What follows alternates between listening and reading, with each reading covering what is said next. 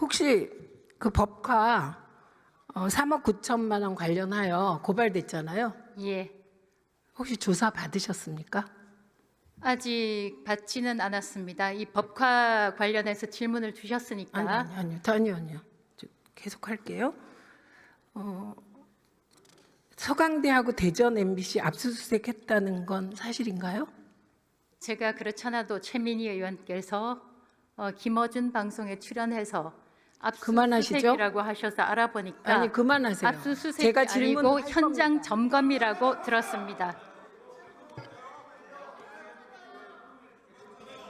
답변하세요. 예, 아니 압수수색이라고 얘기를 하셔서 제가 설명을 드린 겁니다.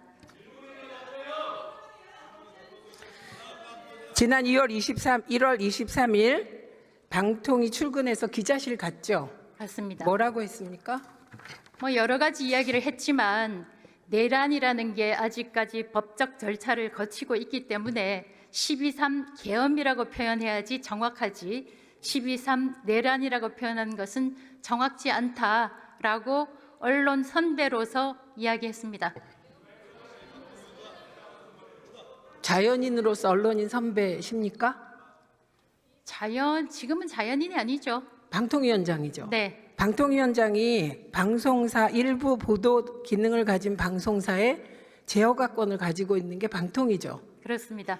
예, 그런데 그런 얘기하면 그게 어떻게 선배가 한 말로 들립니까? 그 정도 분간이 안 되나요? 저는 그 정도 분간을 충분히 하고 있다고 생각하고 일부에서 보도 가이드라인이다 이런 식으로 표현을 하는데 21세기 대한민국에서 보도 지침이라는 것은 얼토당토하지도 않고 현명한 기자들이 가이드라인이라고 받아들이지 않는다고 생각합니다.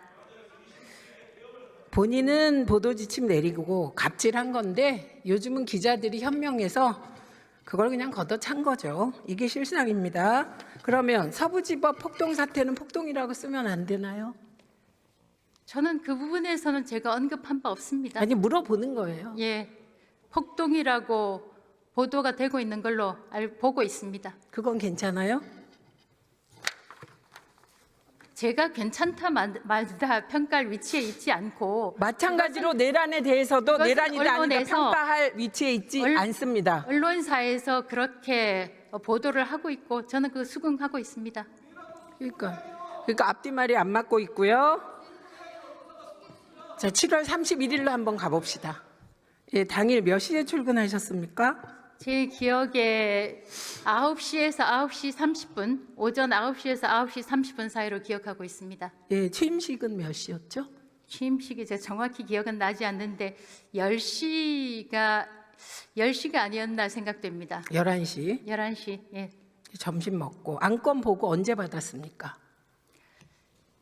이 타임라인을 정확히 알아야 되는데 거의 오전에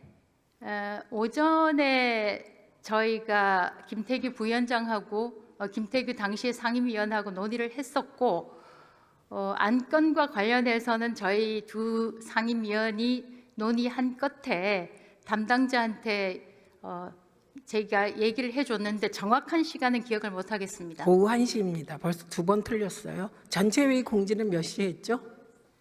오후 4시경으로 기억합니다. 회의 시작 시간은 5시 맞습니까? 예. 회의 끝난 시간 기억하세요? 7시 어간으로 기억하는데 7시에서 아마 7시 반 사이 정도. 6시 45분에 네, 끝났습니다. 7시 어간. 예. 그 공영방송 이사 후보자가 몇 명이었어요? 후보자가 제 기억에 82명으로 기억합니다. 네, 이들이 낸 서류 몇 페이지였나요? 그게 상당히 많았는데 결격 사유도 있었고 지원서도 있었고 1600페이지 정도? 예, 기억합니다. 이사 선임 안건이 1시간 정도 만에 처리됐더라고요. 1시간 좀 넘었습니다만. 예. 나머진 투표하는 거고. 네. 그러면 한 명당 몇 분인가요? 뭐 계산해 보지는 않았습니다. 그냥 초스피드로.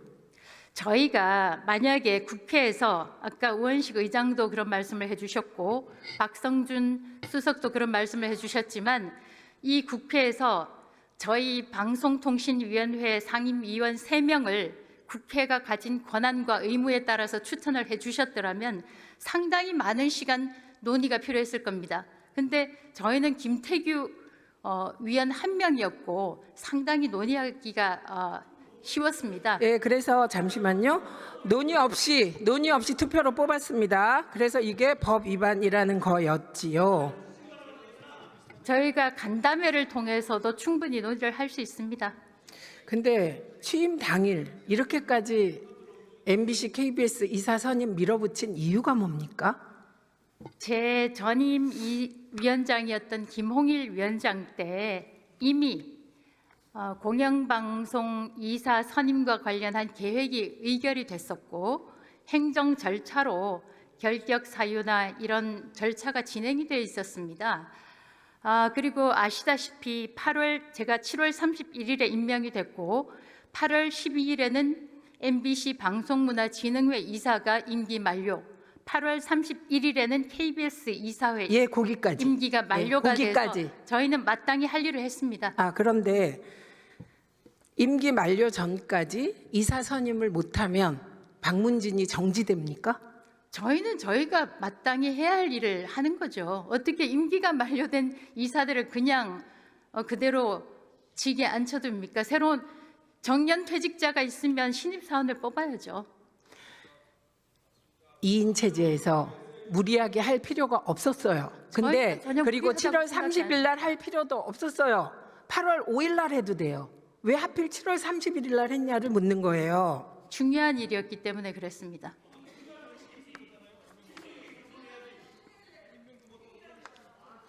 그러니까 법원에서 이런 식으로 일 처리를 하니까 행정법원에서 가처분 소송 받아들여지고 판판이 지고 있는 겁니다. 어제 KBS 이사 관련해서는 해임 무효 소송에서 저희 2인이 내린 처분이 합법하다고 판결이 났습니다.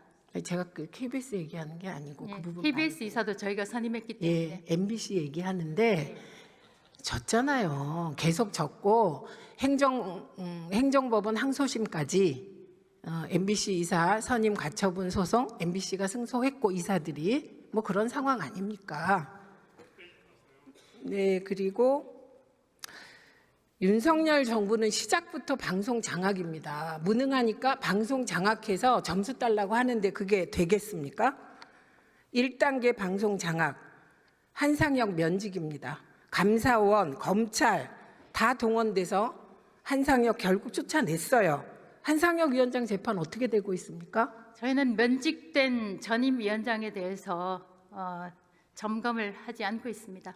점검해야죠. 방통위원장 일인데. 검찰이 물증을 제시 못했고 증인을 66명이나 신청했는데 증인신문도 잘 안 되고 있습니다. 처음에 점수 조작이라더니 이제는 점수 수정으로 바꿨다고 해요. 뿐만 아닙니다. 2단계 방송 장악 PPT 한번 보시죠. 남영진, 김희철, 권태선, 김기중, 정연주, 김유진 이렇게 다 해임시켰어요. 그런데 재판에서 다 이기고 있습니다. 심지어 김유진 방심위원은 해임됐다가 돌아왔습니다. 들어가시고요. 7월 31일 임명되자마자 졸속적으로 MBC 방문진 이사를 선임한 건 방송 장악하기 위해서였습니다. KBS 사장 바꾸려고 한 것입니다. 바이든 날리면 사태부터 MBC가 비판 언론이라 이 정권의 눈에 가시였습니다. 그런데 실패했습니다. 실패할 수밖에 없었겠죠.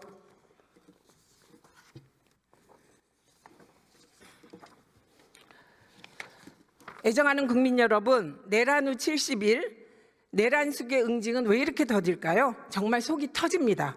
친위 쿠데타, 윤석열의 인원들이 권부와 행정부를 장악하고 있기 때문입니다.